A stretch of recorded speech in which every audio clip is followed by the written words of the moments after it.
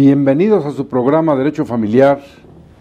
Como siempre, les damos la más cordial bienvenida porque tenemos para ustedes siempre las últimas novedades en cuestiones jurídicas, constitucionales, familiares, y hoy tenemos el privilegio de contar con dos de los más distinguidos juristas de nuestro país en materia constitucional, garantías, amparo. Cuando se dice Edmundo Elías Musi o Luciano Silva, todos los juristas en este país, especialistas en la materia, saben, reconocen los méritos de estos dos grandes profesores de la Facultad de Derecho de la UNAM, a quienes les agradezco y les doy la más cordial bienvenida. Maestro Edmundo Elías Musi, muchas gracias por tu tiempo y por estar con nosotros. A usted, maestro. Luciano Silva, también otro distinguido profesor, presidente del Colegio de Profesores de Derecho Constitucional, el maestro director del seminario de esta materia.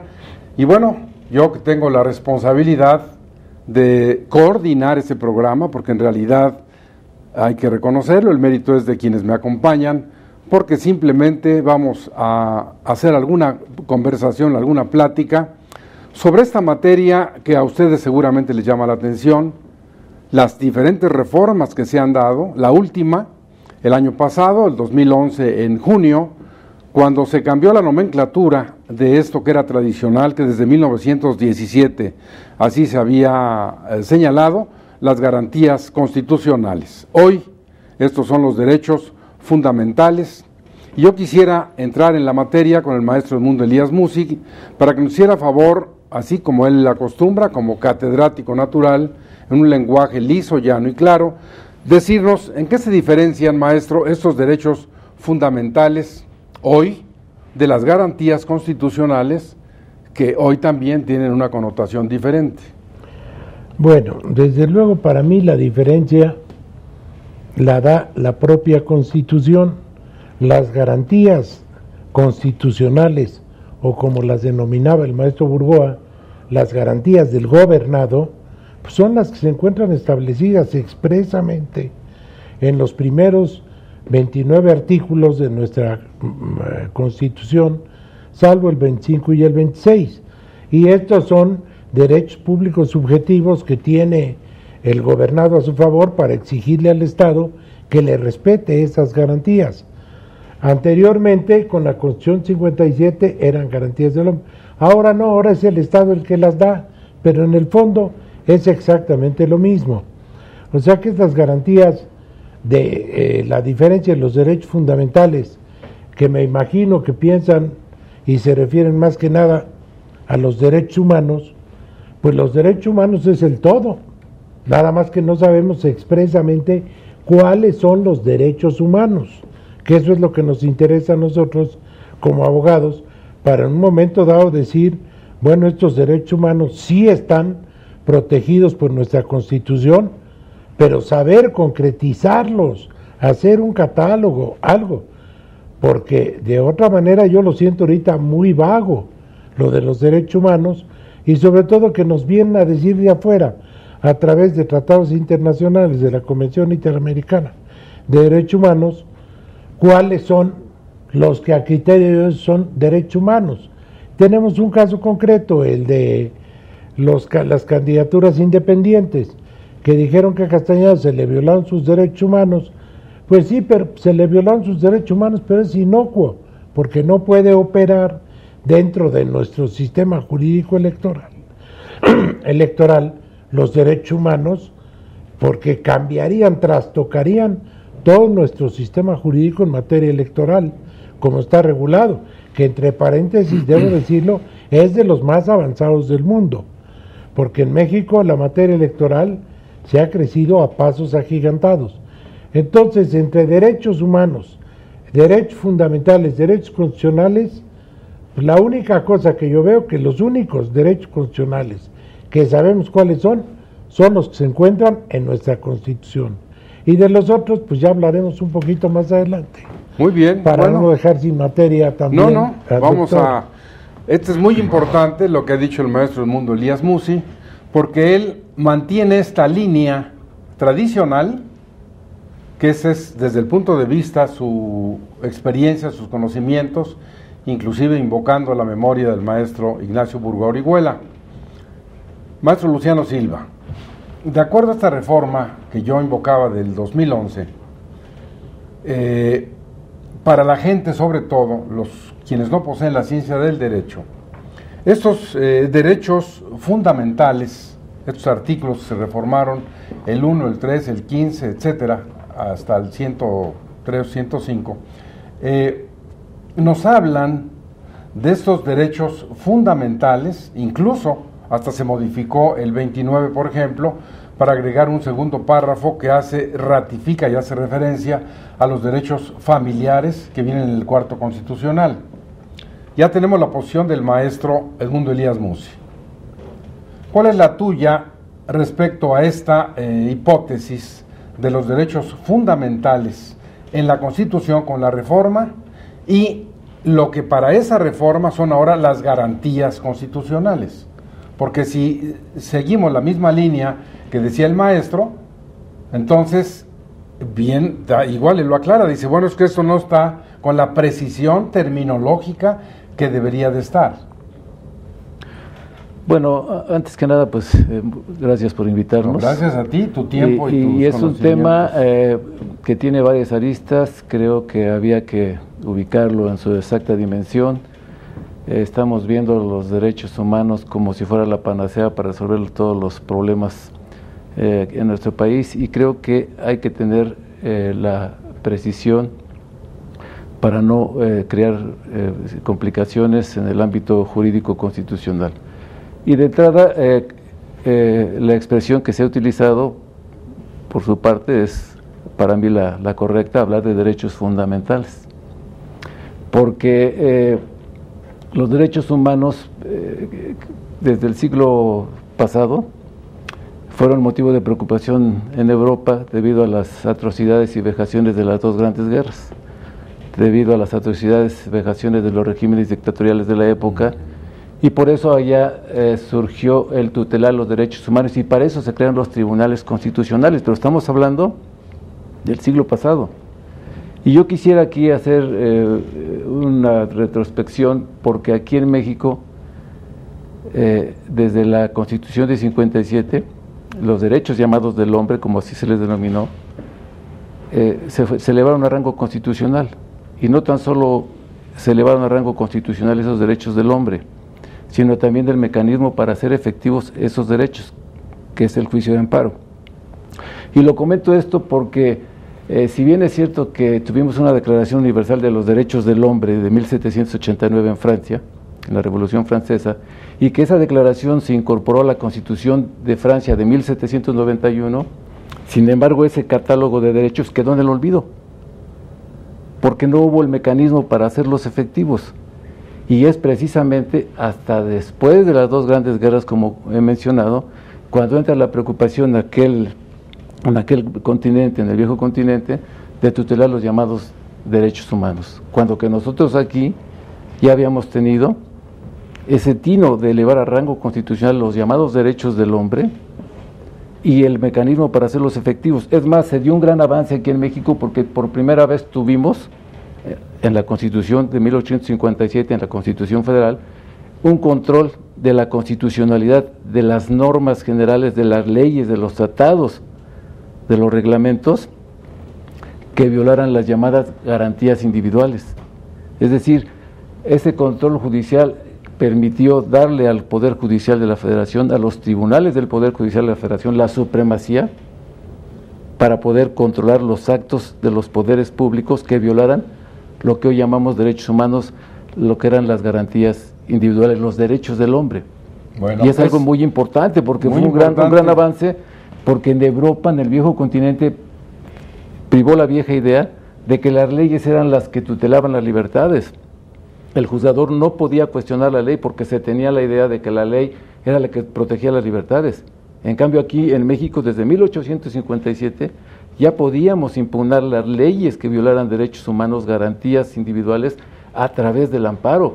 Algo fabuloso. Eso es muy importante, maestro, porque, y quisiera rescatar, antes de ir a un corte, algo que dejaste establecido muy claro, que es la antípoda de la posición que sostiene el maestro Edmundo Elías Mussi. Tú acabas de decir que una de las garantías constitucionales para hacer efectivos los derechos fundamentales es el juicio de amparo. Cuando iniciamos el programa, el maestro Edmundo Elías Mussi nos refiere a estas primeras 29 garantías individuales o constitucionales, pero ahora, maestro, esto que señalaba el doctor Luciano Silva de garantizar los derechos fundamentales, por ejemplo, con el juicio de amparo o con las acciones de inconstitucionalidad o controversia constitucional, quisiera que lo reflexionáramos un momento. Vamos a ir a un corte y al regresar retomaras la palabra para eso dejarlo así con una gran claridad, porque estas garantías individuales no es el juicio de amparo, o es el juicio de amparo, no es. Es lo que tutela. Entonces por eso creo que es muy importante. Y ahora vamos a un corte. Todavía tenemos un poquito más de tiempo. Adelante, maestro. No, las garantías individuales son esos derechos públicos subjetivos de que somos titulares. Como gobernados. Correcto. Para hacerlos valer frente a leyes o actos de autoridad que atenten contra nuestras garantías, que en la Constitución se les denomina todavía garantías individuales, que para mí es sinónimo de derechos fundamentales. Eso es, perfecto. Garantías del gobernado. Como siempre, tu claridad es impresionante, maestro, porque aquí ya queda prístinamente señalado que estas garantías individuales a las que te referías son hoy los derechos fundamentales. Sí. Ahora, estos derechos fundamentales los vamos a garantizar, valga la redundancia, con el juicio de amparo. Con el juicio de amparo. Así es. ¿Y con qué otras garantías? Bueno, primordialmente, y aquí es conveniente hacer la precisión, el amparo es el que tenemos los gobernados para impugnar normas generales, leyes, tratados, reglamentos que violen mis derechos fundamentales, mis llamados hoy derechos humanos en la Constitución, ¿sí? Ahora bien, las controversias constitucionales y las acciones de inconstitucionalidad no las hacemos valer los gobernados. Las controversias constitucionales son juicios constitucionales que le compete conocer a la Suprema Corte en única instancia y que tienen por objeto resolver si los entes federación, estados, municipios, Distrito Federal actúan dentro del marco competencial que les asigna la Constitución, así como sobre la constitucionalidad de actos y disposiciones de carácter general de los poderes públicos federales, locales y órganos de gobierno del Distrito Federal. Eso los ejercitan los entes de poder, federación, estados, municipios. Vamos a ir a un corte para regresar en esto que quedó planteado, de que las garantías constitucionales del gobernado para hacer que se respeten los derechos fundamentales es el juicio de amparo para él como una persona jurídica física, y la controversia constitucional o la acción de inconstitucionalidad será interpuesta por otro órgano del propio Estado, o otro de los poderes, ¿no? Los entes de Entonces poder. vamos a ir a un corte y bueno, ya vieron ustedes que cuando se está con maestros que dominan la materia, resulta muy interesante incluso para quienes no poseen la ciencia del derecho. Vamos a un corte y regresamos con ustedes en un momento.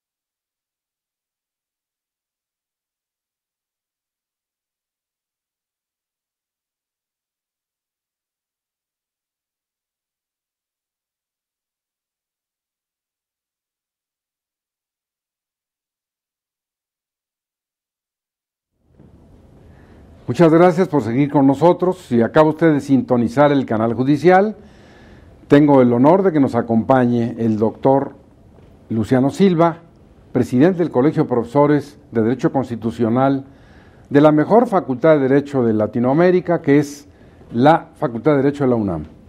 Y el maestro Edmundo Elías Musi, director del Seminario de Derecho Constitucional, también de nuestra facultad, a quienes ya escucharon ustedes en esta primera parte del programa, y ahora vamos a retomar este tema para que quede muy clara la diferencia entre los derechos fundamentales y las garantías constitucionales.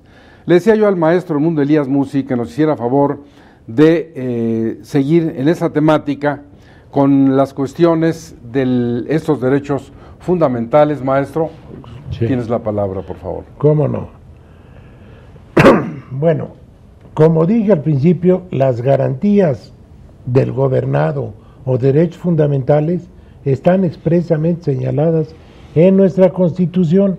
En cambio, los derechos fundamentales, dígase derechos humanos, pues no sabemos exactamente dónde están. La única referencia que están en los tratados internacionales o convenios internacionales, en los que México sea parte, así lo dice el artículo 1 de la Constitución. Sin embargo, en el párrafo 3 de ese mismo precepto, habla de un control difuso, y ese control difuso lo voy a tratar de explicar de manera muy sencilla. Es que le da a cualquier autoridad dentro del ámbito de su competencia. ¿Cualquier autoridad judicial? No, cualquier autoridad, no judicial. ¿Ejecutivo, puede por ser ejemplo? del Ejecutivo, sí, que dentro del ámbito de su competencia estime que se está violando un derecho humano, tiene la facultad de desaplicar o inaplicar esa norma. Y aquí vemos el caso de que si un juez de paz, al estar conociendo el conflicto que le plantean, él estima que se está afectando un derecho humano, inaplica la norma, y contra eso que resolvió el juez de paz no procede nada. Entonces esta es una situación también que hay que tener cuidado, porque el derecho humano, que a mí que me digan que no es derecho humano, todo es derecho humano. Ahora, ¿cuál debe estar exactamente protegido como equiparable a los derechos fundamentales? Eso los debe establecer, y para mí el único que los va a poder establecer en un momento dado es nuestro más alto tribunal, el Pleno de la Suprema Corte de Justicia de la Nación, porque en un tratado internacional, ¿quién interviene? Lo celebra el presidente, el titular del Ejecutivo, y lo aprueba el Senado. Se discutió en comisiones, nada. En cambio, las leyes federales se discuten en ambas cámaras y se llega a un consenso. Aquí no. Entonces, eso por un lado, pero por el otro lado, el tercer párrafo habla de cualquier tratado en que se establezca que se laceran los derechos humanos. El que esté conociendo de ese conflicto tiene que darle preferencia a los derechos humanos. Y esto no quiere decir que yo esté en contra de los derechos humanos, de ninguna manera. No estoy en contra, lo que quiero es que se nos precise, que se haga un catálogo, que sea algo más concreto, para que nosotros como abogados también pues sepamos qué vamos a transmitir, cómo vamos a equiparar a estos derechos humanos, porque hasta en el mismo texto de la Constitución, desde mi particular punto de vista, hay una falta de técnica jurídica, porque habla de los derechos humanos y sus garantías. Y a mí yo me hago esta reflexión, pues ¿qué consagran las garantías? Puros derechos humanos. Entonces, hay ahí esa confusión en la que, pues a mí me queda una inquietud muy grande, sin saber por qué hablan ahora que ya van en la tercera generación, y cuáles son los derechos humanos. Pues los que nos van a señalar desde afuera en los tratados y en los convenios. Bueno, eso es muy importante, son muchísimos temas. Voy a tratar en esta responsabilidad de conducir el programa de primero dejar esto un poco más claro. El maestro Edmundo Elías Musi inclusive ha tocado la misma palabra de control difuso, que casi como chiste podría yo decir como control confuso. Pero bueno, él dice, y yo esto no lo sabía, lo acabo de aprender de acuerdo a lo que él señala, que cualquier autoridad puede dejar de aplicar una norma. Yo estaba en el entendido de que sería una autoridad judicial por ser la encargada de aplicar la norma, pero un ministerio público, por ejemplo, de acuerdo a lo que él dice, podría negarse a aplicarla. Pero bueno, eso quizá más adelante lo podamos resolver. Pero el maestro Edmundo Elías Mussi ya nos llevó a algo que yo casi lo había dejado para el final, pero vamos a aprovechar que él ya se metió a todo esto para preguntarte, doctor Luciano Silva. Él ya tocó el tema de los tratados internacionales, lo que dice la Constitución, y entonces, pues te toca, así como poner con toda claridad, algo que ha sido siempre muy llevado y traído.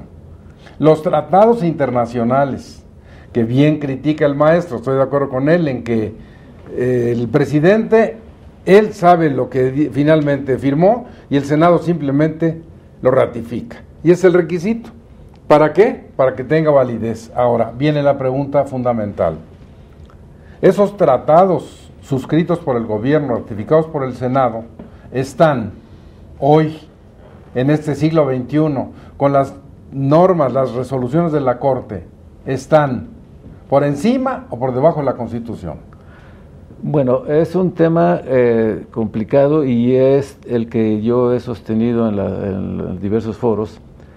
Lo que decía el maestro Edmundo, en realidad hubo falta de técnica jurídica y porque se han hecho reformas que han sido elaboradas en parches, porque la reforma constitucional de 6 de junio se hizo al juicio de amparo a los artículos 103 y 107, que por excelencia el mecanismo que tenemos los gobernados, sí, de 2011, los gobernados para impugnar normas generales, actos de autoridad, de cualquier acto de autoridad que viole los derechos fundamentales. Pero días después, el 10 de junio de 2011, también se publica en el Diario Oficial de la Federación la reforma constitucional en materia de derechos humanos.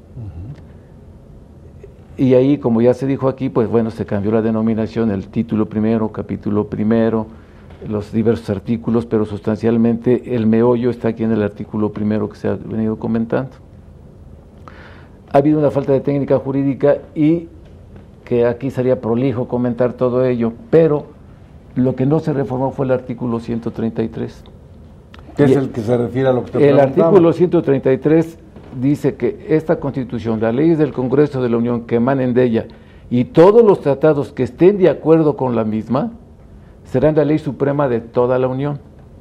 Véase cómo aquí está en el artículo... ¿Tiene el mismo nivel? No, en el artículo 133 se da la primacía a la Constitución, la supremacía de la Constitución. Es lo que yo pienso. Y no, y es que en la doctrina constitucional y en el derecho internacional existen varias teorías. Inclusive la Corte ha emitido nosotros criterios, nosotros tenemos la teoría monista nacionalista, porque hay una teoría monista internacionalista y una teoría monista dualista, y nosotros tenemos la teoría monista nacionalista, es decir, la prevalencia del derecho interno sobre el derecho externo. Ese es el problema, que nosotros no reformamos el 133. Habría que haberlo modificado. Había que haberse reformado, porque hoy tenemos la falta de técnica jurídica, primero porque se reforma el artículo 103 de la Constitución, que es el fundamento del amparo, y ¿qué nos dice hoy? Los tribunales de la Federación, les faltó técnica jurídica, voy a decir los tribunales del Poder Judicial de la Federación, porque la supremacía, el control de la constitucionalidad le corresponde exclusivamente al Poder Judicial de la Federación, porque así lo quiso el constituyente originario en los artículos, por ejemplo, en nuestro amparo, en el artículo 103, los tribunales del Poder Judicial de la Federación, a través del juicio de amparo, resolverán toda controversia que se suscite, y dice fracción primera, por normas generales, actos o omisiones de la autoridad que violen los derechos humanos reconocidos y garantías otorgadas para su protección por esta Constitución y los tratados internacionales en que el Estado mexicano sea parte. ¿Y qué nos dice el artículo primero que se reformó o que se publicó el decreto días después, el 10 de junio de 2011? En su primer párrafo dice: en los Estados Unidos mexicanos, todas las personas gozarán de los derechos humanos reconocidos por esa Constitución y en los tratados internacionales en que el Estado mexicano sea parte. así como de sus garantías otorgadas para su protección, las cuales no podrán restringirse ni suspenderse, salvo en los casos y condiciones que la misma Constitución establece. Lo que dice establece. el 29 ahora, el segundo párrafo nuevo. Sí, pero luego en el segundo párrafo, ¿qué nos dice? Las normas del artículo primero, las normas relativas a los derechos humanos se interpretarán de conformidad con esta Constitución y los tratados internacionales de la materia. Ya no dice en los que el Estado mexicano se aparte, sino de la materia. Y aquí viene el problema, aquí viene la confusión. Por un lado, me estás diciendo, en el párrafo primero, en los tratados internacionales en que el Estado mexicano se aparte. En el artículo 103 también me dices en que los derechos humanos reconocidos en la Constitución y en los tratados internacionales en que el Estado mexicano se aparte. Pero luego en el segundo párrafo del artículo primero, cuando hablas de una interpretación conforme, me estás diciendo que se interpretarán de conformidad con la Constitución y los tratados internacionales de la materia, ¿sí? Buscando en todo tiempo favorecer a las personas. Está bien el principio pro persona, pero la situación ahí se complica porque está hablando de todos los tratados internacionales de la materia, ya no de los que forme parte del Estado mexicano. Y aquí surge la situación. Pero tendría que ser de la materia, pero que el Estado haya firmado y sean parte de nuestro derecho. Si no, tú no podrías invocar uno que el gobierno no hubiera suscrito, ¿no? Esa es la situación que viene a complicar las cosas, porque por un lado está la ambigüedad. ¿A qué derechos humanos de qué tratados internacionales? ¿Cuántos tenemos suscritos nosotros? Más de 180. Yo creo que aquí debió de precisarse, y eso será motivo en las reformas que están pendientes, porque se dio un año para expedir la legislación secundaria que regule la reforma constitucional en materia de derechos humanos. Ahí se debe de precisar, tener cuidado y también de que no la reforma vaya en contra de la Constitución, vaya a ir más allá de la Constitución. Y creo que los derechos fundamentales, que es lo correcto, la expresión jurídicamente correcta es hablar de derechos fundamentales. Creo que los que se engloban y que deben de considerarse para tratar de tener una precisión son los de los pactos, el del Pacto Internacional de Derechos Políticos y Civiles, el Pacto Internacional de Derechos Económicos, Sociales y Culturales, la Convención Americana de Derechos Humanos, el protocolo de la Convención Americana de Derechos Humanos, hoy protocolo de San Salvador. Creo que con eso que se hubiera mencionado los tratados internacionales que se manejan en estos instrumentos, nos daría más luz, porque si no, ¿qué va a pasar? Entonces, maestro, perdón, ya vieron ustedes, tratamos de ser claros y explícitos, que en esta segunda opción ya queda, primero, clara la equivocación de la reforma. ¿Por qué? Porque no está señalado, como lo dijo el maestro Edmundo Elías Musi y lo ratifica el maestro Luciano Silva. Pero es muy importante lo que tú has sostenido, no sé si el maestro Elías Musi lo avale, que sí es la Constitución por encima de lo demás. Desde luego, y esto obedece no de ahora. Cuando fue presidente de la Suprema Corte un jurista extraordinario, don José María Iglesias, dijo sobre la Constitución, nadie. Debajo de la Constitución, todo. Y el 103 de nuestra Constitución así lo reitera, que a través del juicio de amparo tiene la facultad de que se lleguen a impugnar la inconstitucionalidad de leyes, tanto en sentido formal como material, así como actos de autoridad. Y tratados. Porque si no, y tratados, desde luego, porque un tratado internacional se puede impugnar de ser contraventor de la Constitución, o sea, de ser inconstitucional, porque si no, ¿cuál seguridad jurídica vamos a tener en nuestro país? A eso voy, porque además yo te he escuchado en tus clases, que he tenido el privilegio de asistir y escuchar la forma en que lo explicas. Con esta cuestión de la Comisión Interamericana de Derechos Humanos y los tratados,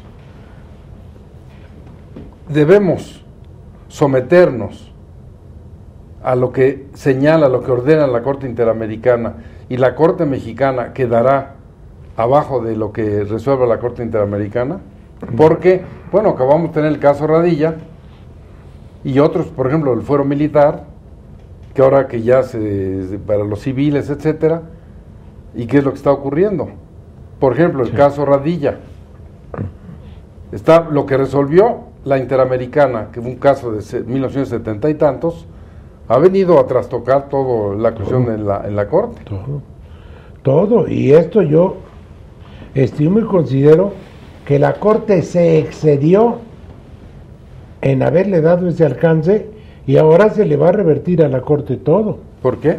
¿Por qué? Porque ¿quién es el único que va a poder en un momento dado determinar como máximo tribunal del país, como supremo intérprete de la Constitución, cuáles son los derechos humanos? La Corte misma, ¿no? Pues es la Corte. Entonces, ¿cómo le van a hacer? Es lo que yo no entiendo. Para mí eso sigue siendo un enigma, porque los derechos humanos, si nos ponemos a pensar, te pregunto a ti, para ti, ¿qué no es derecho humano? No, pues todo. Si es derecho, pues tiene que ser humano. Todos. Ahora, dentro de los derechos humanos, así como con los derechos fundamentales, ¿cuál es la pretensión que tenemos todos como gobernados? Sí. Seguridad jurídica. Y si no tenemos seguridad jurídica, ¿cómo un tratado internacional va a pasar por encima de nuestra Constitución? De ninguna manera. Tiene que estar acorde a la Constitución. Y abajo. Y abajo. Eso sí, sobre nuestro juicio de amparo de la Constitución, un tratado internacional nunca puede estar arriba. Nunca. Ya fue muy discutido este tema de quiénes, de acuerdo al orden como estaban colocados en 133, cuál tenía mayor jerarquía, si la ley federal o el tratado internacional, y eso se discutió durante muchas décadas. Sí, sí, sí. Y a final de cuentas... Y la Corte estuvo emitiendo resoluciones sí, en uno y en otro sentido, ¿no? Y a final de cuentas, ahora le han dado prevalencia por los derechos humanos a los tratados internacionales. Bueno, pero entonces... Y a los convenios. Entonces, ¿en qué estamos? Sí, pero sobre las leyes federales, no sobre la Constitución. Sobre la Constitución no puede haber nada. ¿Y la Constitución es ley federal? La Constitución no se le puede llamar ley federal exactamente. Hay que siempre denominarla Constitución Política de los Estados Unidos Mexicanos, porque si se le habla de ley suprema, ley federal, hay otras leyes federales. Entonces, hay que referirnos a la Constitución como lo máximo que tenemos nosotros en nuestra pirámide. Maestro, es extraordinario esto porque el gran mérito, tanto el maestro Luciano Silva cuanto de tu persona, es que siendo temas tan complejos, que son difíciles, la misma terminología, ustedes puedan ponerlos al alcance de la distinguida teleaudiencia que nos escucha, que nos ve, porque ustedes lo saben, porque nos ven, este programa es una realidad. Vamos a ir a un corte y regresamos con ustedes para en esta tercera parte sintetizar, hacer algunas conclusiones, seguir escuchando a los maestros y ustedes enriqueciéndose en su hogar y nosotros aquí, por supuesto, aprendiendo nuevas cuestiones del derecho constitucional.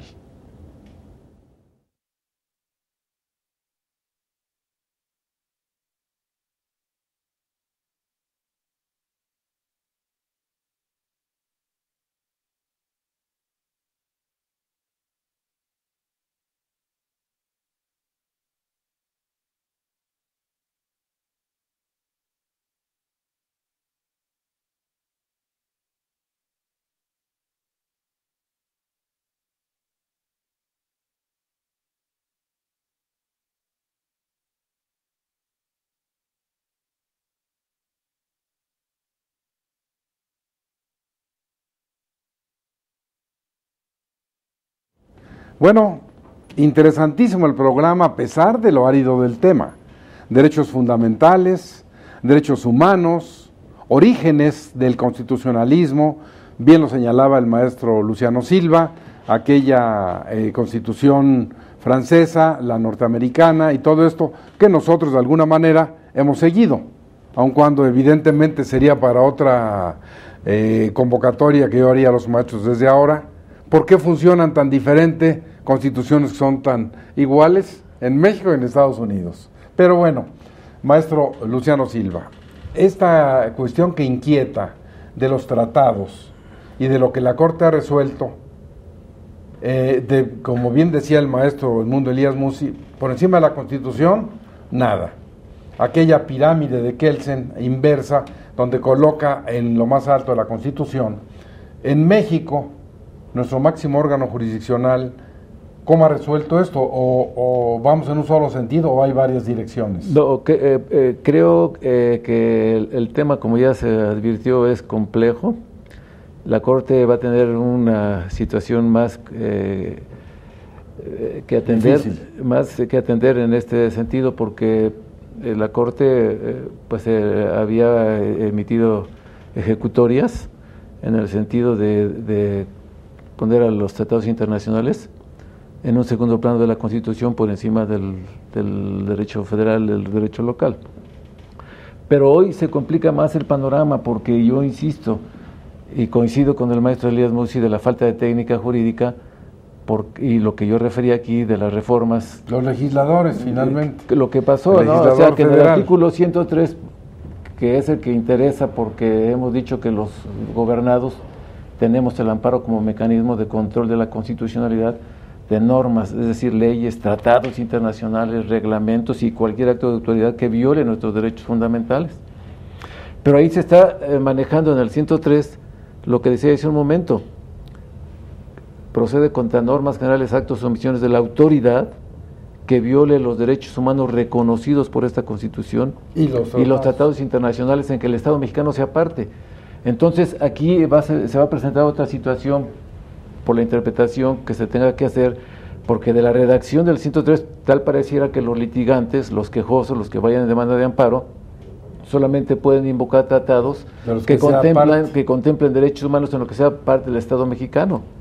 Y yo me pregunto, hay tratados, por ejemplo el de Ginebra, del que no es parte de México, sobre los conflictos armados, en donde se busca proteger a los nacionales, sus bienes, los desplazados, y no somos parte. ¿O qué ocurre, por ejemplo, con las fuentes como las resoluciones judiciales? Son fuentes que encontramos en los tribunales, ¿sí? O, por ejemplo, los principios generales del derecho internacional, donde se ha establecido que está la prohibición de los tribunales, sí, especiales, como el caso del Tribunal de Yugoslavia, que debe ser antes, no después de los posteriores a los hechos.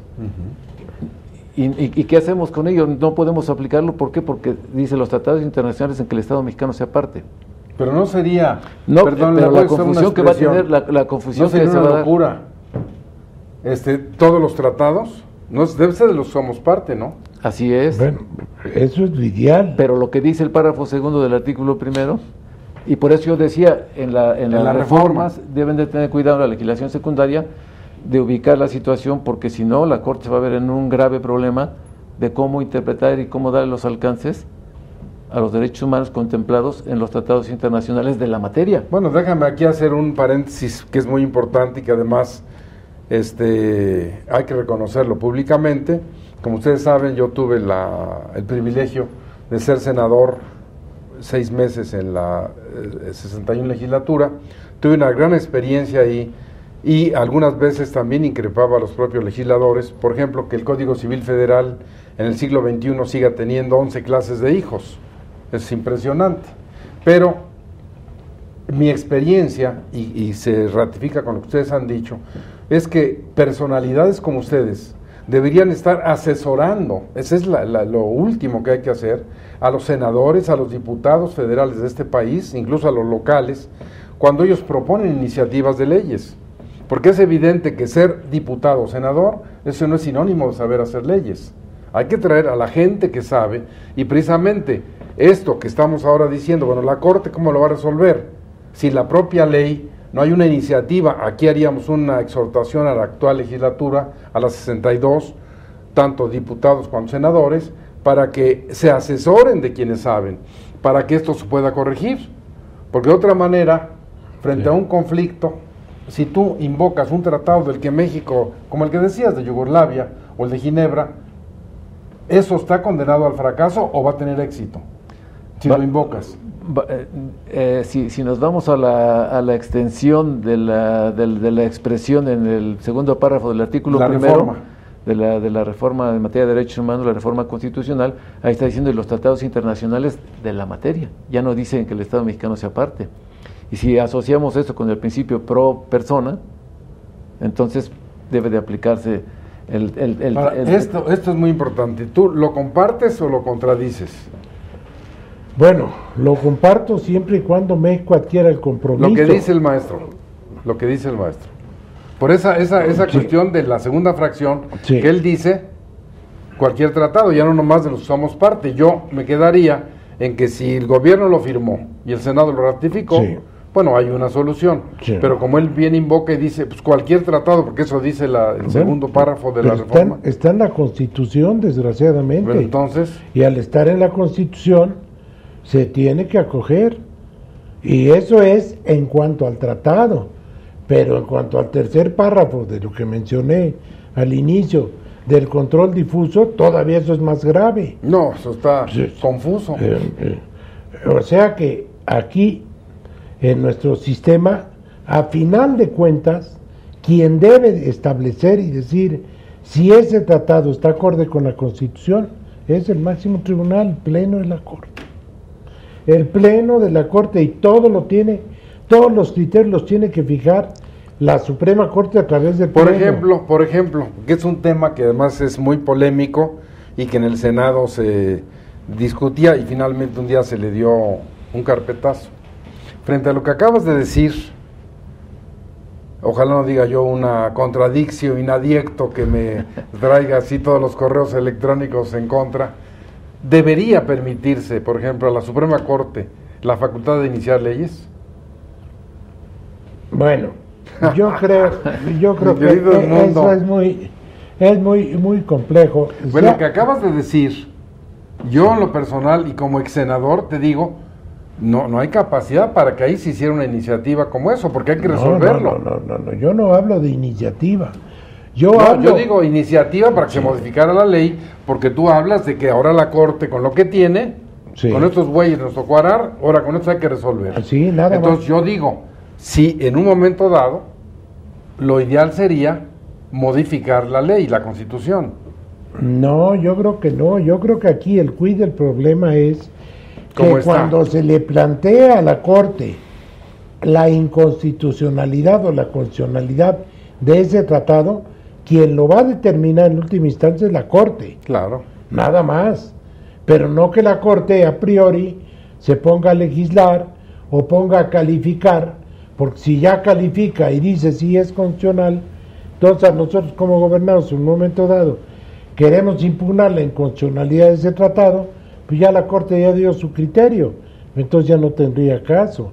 Pero no mismo decías tú que es una falla actual, que no esté en la ley, eso no esté legislado. Bueno, porque en la Constitución ahí lo apuntaron. El problema es esa falta de técnica jurídica. Por eso decía yo, una iniciativa para que eso ponga en orden. ¿Y quién va a ser capaz de elaborar una iniciativa tan compleja? No, yo creo que la solución, y ahí es donde deben tener cuidado, en la legislación que se tiene que expedir en el plazo que se estableció en la parte transitoria de la reforma constitucional. El año. Y ahí hay que precisar, y yo por eso insistía hace un momento que quizás era suficiente con que se hubieran englobado el Pacto Internacional de Derechos Civiles y Políticos, el Pacto Internacional de Derechos Económicos, Sociales y Culturales, la Comisión Americana de Derechos Humanos y el protocolo de la Comisión Americana de Derechos Humanos, hoy llamado Protocolo de San Salvador, porque ahí prácticamente está todo. Engloba todos los derechos fundamentales, pero además que en un momento dado, como bien decía el maestro Edmundo Elías Murcia al inicio, si nosotros vemos los derechos, lo que se llamó garantías individuales, y que había una clasificación clásica que se hacía de las garantías en sentido material y sentido formal, pues todas encierran los derechos fundamentales. Es más, el año pasado hice un artículo precisamente haciendo un análisis de la reforma constitucional en materia de amparo y derechos humanos, y hice una crítica, y empecé diciendo que aquí en México,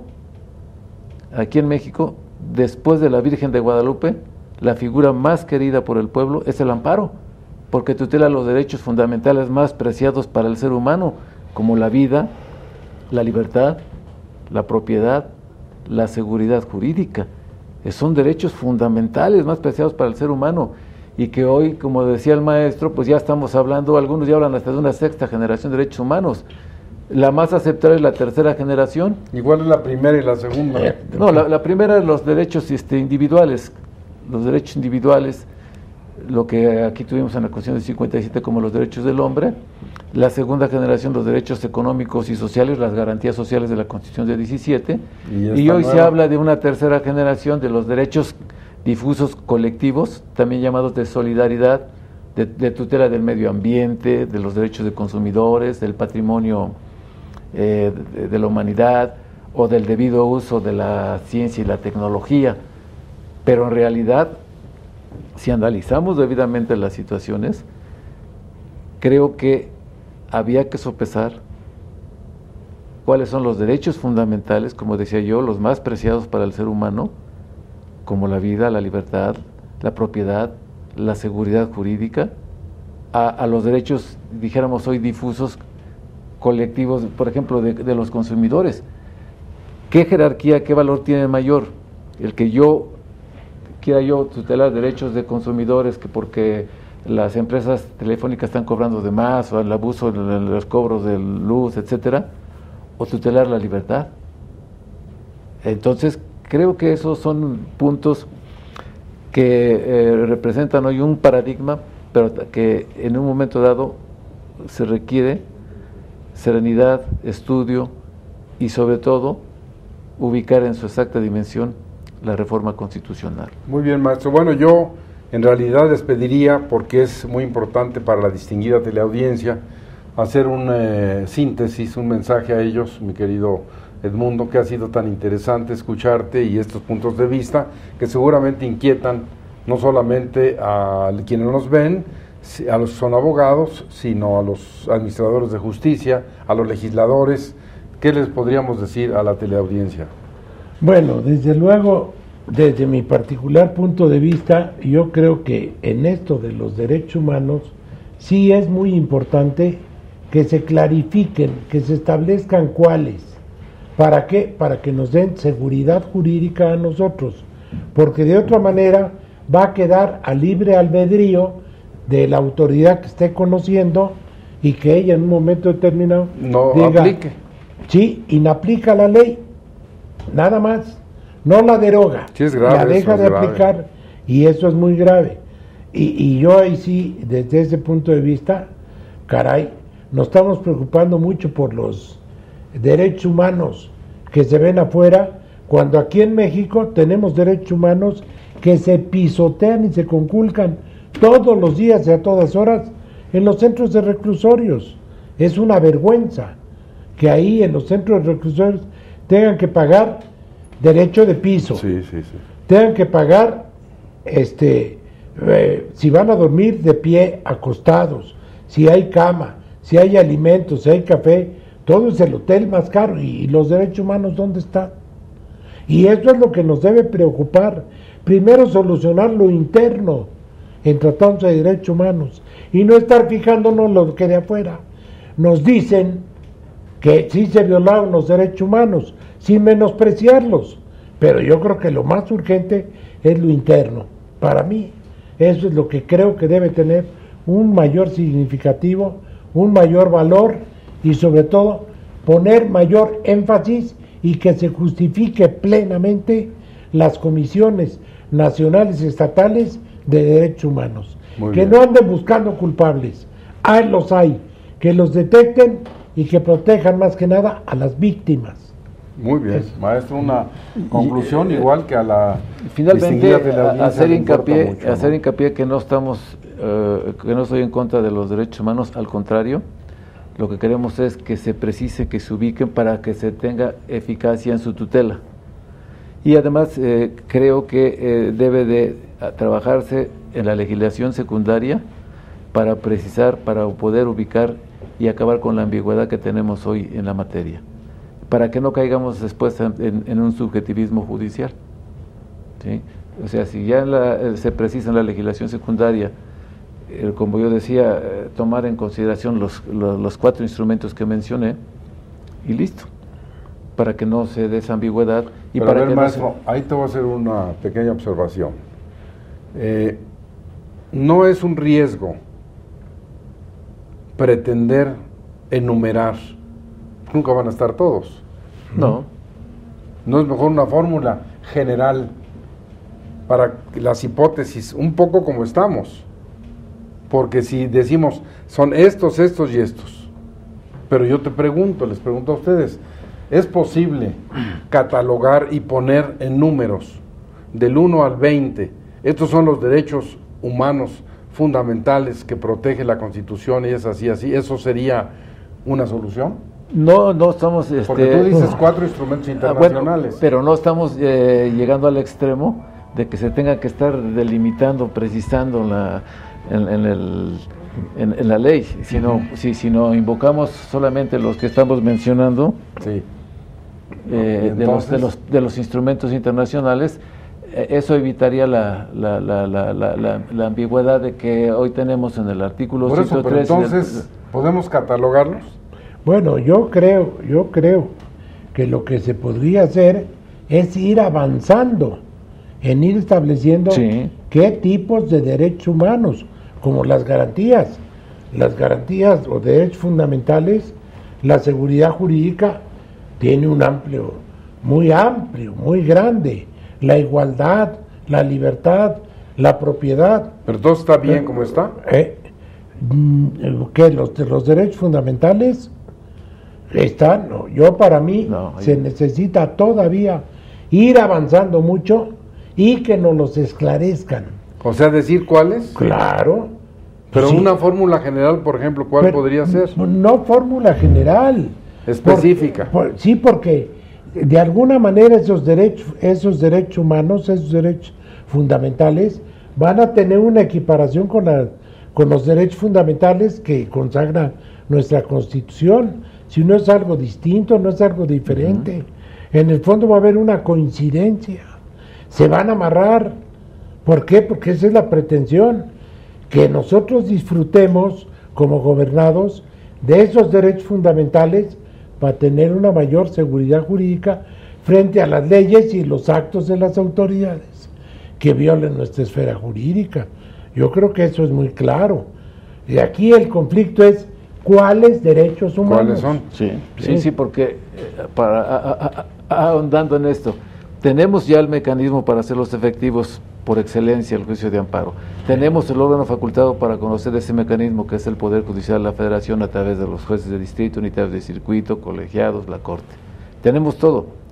Ahora la situación es terminar con esa vaguedad, con esa ambigüedad que estamos aquí planteando, que es un reto y que yo decía que se va a ver en graves problemas la Corte para tratar de ubicar en su exacta dimensión los tratados internacionales que contengan derechos humanos y que estén de acuerdo con la Constitución, porque hoy por hoy la interpretación conforme del segundo párrafo debe ser conforme a la Constitución, por las razones que hemos estado comentando aquí, y yo decía que con que se refiriera a los instrumentos internacionales que hemos mencionado, ya queda englobado la mayor parte de los derechos.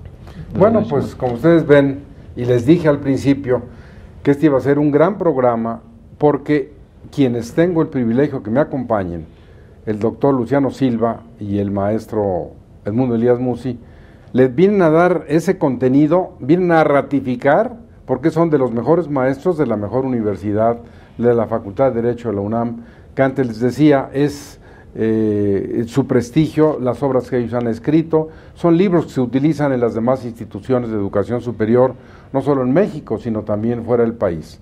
Por hoy, maestro Edmundo Elías Musi, muchas gracias por tu presencia, siempre tan positiva y tan constructiva. Maestro Luciano Silva, lo mismo, su tiempo y sobre todo esta forma tan explícita, tan clara de explicar a la distinguida teleaudiencia y a ustedes que nos hacen el honor de recibirnos en su hogar. Recuerden que nos pueden escribir al correo electrónico jguitron@derechofamiliar.net, llamarnos al 56 39 22 35 y hacernos saber a quién quieren ver, qué temas les gustaría escuchar. Por hoy, muchas gracias y esperamos vernos en la próxima emisión de Derecho Familiar.